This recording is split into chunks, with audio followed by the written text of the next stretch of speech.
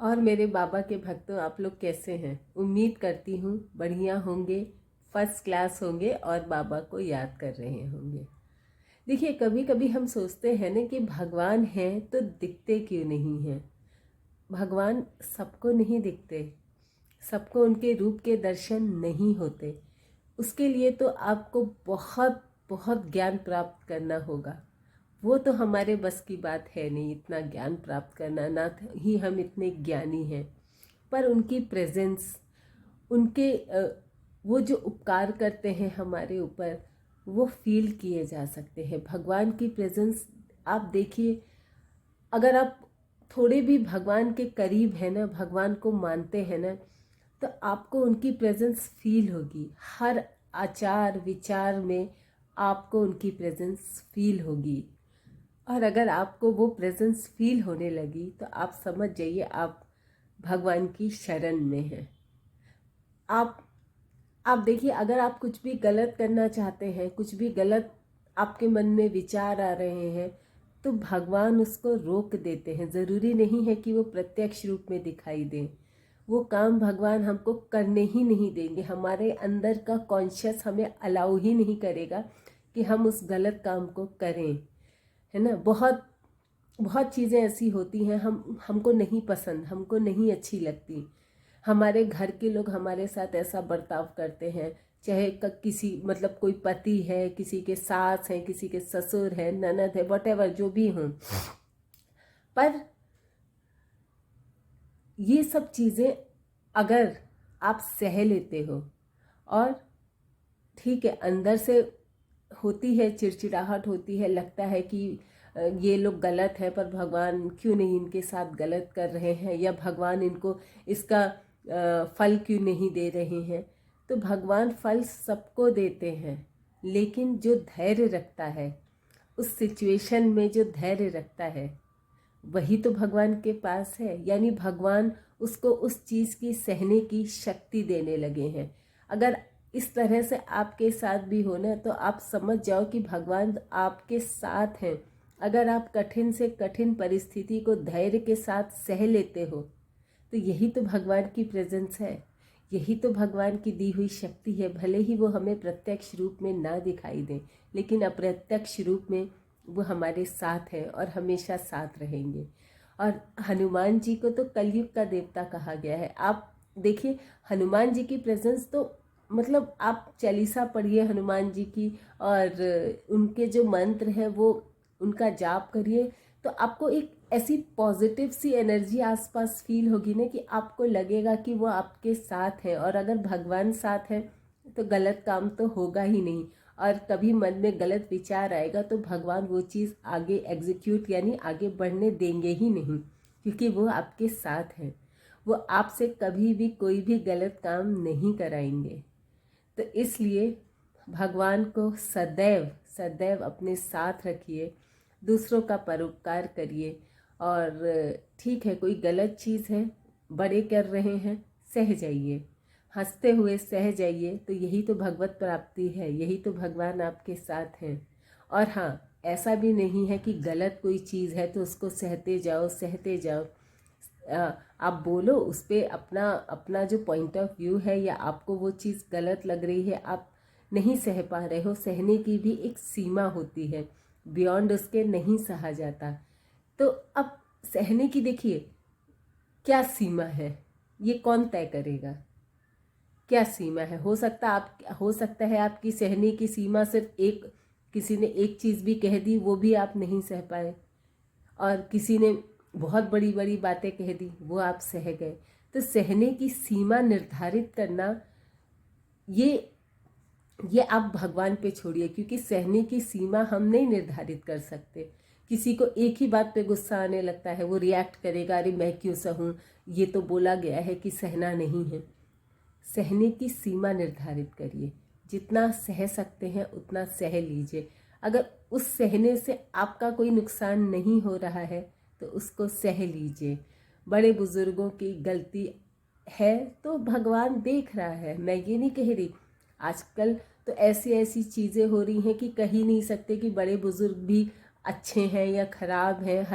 हर देखिए खराब लोग हर उम्र में होते हैं, चाहे वो बुज़ुर्ग हैं चाहे वो जवान हैं, लेकिन जवानों में अगर कोई यंग है, आपके साथ का है, आपकी हम उम्र है और आपसे जवाबदेही मांग रहा है या तू तड़ाक की बात कर रहा है, तो ज़रूर उसको उत्तर दीजिए। अगर वो छोटा है उसको मत सही है, लेकिन अगर कोई आपका बड़ा बुजुर्ग है, उत्तर भी देखिए। उत्तर भी दो तरह के होते हैं। एक होता है कि अपनी बात कह के उसको चुप करा दीजिए, पर उससे संबंध मत तोड़िए, है ना। एक होता है कि उसी चीज़ पे लड़े जा रहे हैं, झगड़े जा रहे हैं, वो तो बात को बढ़ाना होता है। किसी भी टॉपिक को आप कोशिश करिए वहीं पे ख़त्म कर दें जहाँ से वो शुरू हुई थी, है ना। पर अगर किसी बड़े बुजुर्ग की बात आपको नहीं पसंद आ रही, आपके घर में सास है, ससुर है, माता पिता है या कोई भी बड़े हैं आपसे, अगर उनकी बात आपको नहीं पसंद आ रही है और उनकी बात सहने में, जैसे तो अगर बड़े बुजुर्ग कोई बात कह रहे हैं तो आपकी उसमें कोई हानि नहीं हो रही है तो सह जाइए, क्योंकि उनकी उम्र का तकाजा है। एक उम्र के बाद ना आदमी थोड़ा सा चिड़चिड़ा हो जाता है, कुछ भी बोलता है, आपके सामने दूसरे की तारीफ करेगा, आपकी बुराई करेगा। ये सब उम्र के तकाजे हैं। इन चीज़ों को नज़रअंदाज करेंगे तो खुश रहेंगे। और अंत में देखिएगा, अगर आप सही हैं ना, तो किसी को भी रियलाइज़ ज़रूर होगा कि आप सही थे। बस यही, चुपचाप रह के भी रियलाइजेशन लोगों को कराया जा सकता है कि आप गलत नहीं हो। इसके लिए लड़ाई झगड़ा, रिश्ता तोड़ना कहीं का मतलब कहीं से भी अच्छा नहीं है, है ना। कोई भी चीज़, एक परिवार है, थाली के एक बर्तन होते हैं तो वो खटकते ही हैं, एक घर में बर्तन होते हैं तो भिड़ते ही हैं आपस में, लेकिन रहते भी साथ में हैं, हम रखते भी साथ में हैं उनको। तो इसी तरह से एक परिवार होता है। हर घर में प्रॉब्लम होती है, हर घर में लड़ाई, मतलब मन मुटाव होता है आपसी, लेकिन जो इस सिचुएशन में परिवार को जोड़े रखता है वही एक अच्छा इंसान माना जाता है, वही भगवान के करीब होता है। क्योंकि लड़ाई करने की तो बहुत सी वजहें होती हैं। सहने वाला अगर कोई भी एक भी व्यक्ति हो ना, कोई भी एक समझदार व्यक्ति हो ना घर में जो सह ले, तो कभी परिवार नहीं टूटते हैं। आप सब लोग कहते होंगे कि ज्ञान की बातें करना बहुत आसान है, लेकिन उस चीज़ को अप्लाई करना बहुत मुश्किल है। आई नो, बातें करना बहुत आसान होता है, उसको अमल में लाना, अपने ऊपर अप्लाई करना बहुत कठिन होता है, लेकिन धीरे धीरे सब हो जाता है। सहने की शक्ति इतनी आसानी से नहीं आती है, वो भगवान आपको देता है। अगर आप भगवान के करीब हैं तो भगवान आपको वो शक्ति देता है। आप देखिए, मुझे याद तो नहीं आ रहा, एक इंसिडेंस हुआ था जिसमें कार में एक विदेशी थे कोई, उनके पति को, उनके बच्चों को कार में जला दिया गया था, है ना।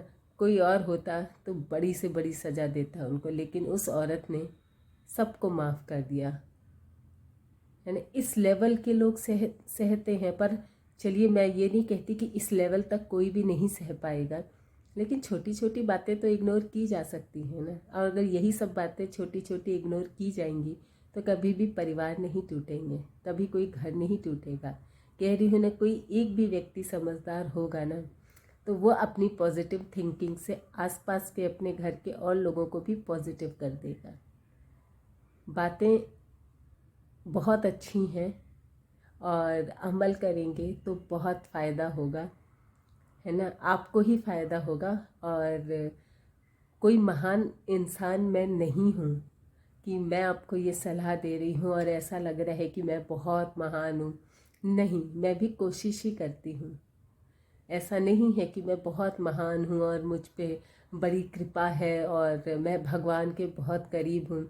ऐसा तो अहंकार भी मैं कभी नहीं पाल सकती मन में, क्योंकि ये तो अहंकार हो जाएगा कि आप एकदम सही हो। आपने कभी, हर व्यक्ति ने गलत किया है, हर इंसान गलत होता है, कोई भी व्यक्ति परफेक्ट नहीं होता है। पर धीरे धीरे धीरे चीज़ें अमल में लाता है, गलतियों से सीखता है, मिस्टेक से सीखता है। हर इंसान ज़िंदगी भर सीखता रहता है, और जब समय आता है ना ऊपर जाने का, तब भी सोचिए, हम शून्य, मतलब 1 इंच मात्र भी चीज़ें नहीं सीख पाते हैं।